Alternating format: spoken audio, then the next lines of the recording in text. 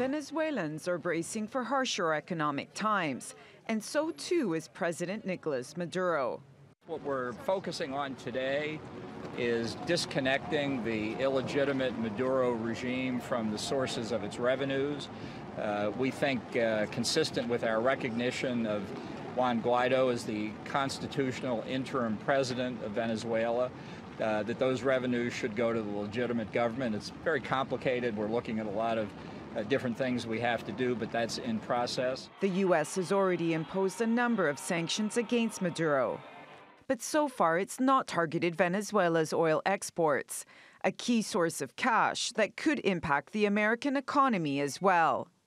The United States, Canada, and more than a dozen Latin American countries have voiced their support for opposition leader Juan Guaido after declaring himself Venezuela's legitimate interim president. However, Maduro shows no signs of backing down and has the support of Turkey, Russia, and China. In a show of defiance, he's cut diplomatic ties with the U.S. and ordered all American diplomats out of the country. Washington has told them to stay.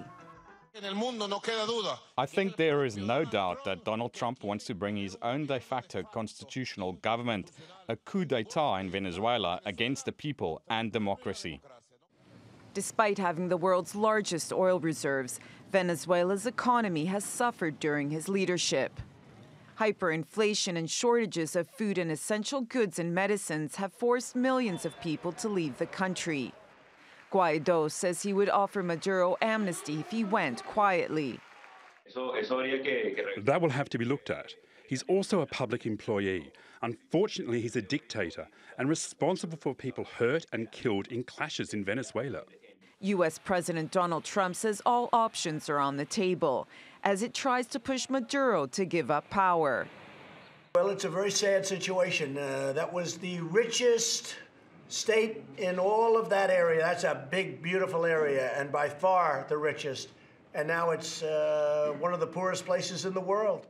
How far the U.S. is planning to take further sanctions against Maduro's government remains uncertain. But getting money into the opposition's hands may be much more complicated. Pirovolakis, TRT World.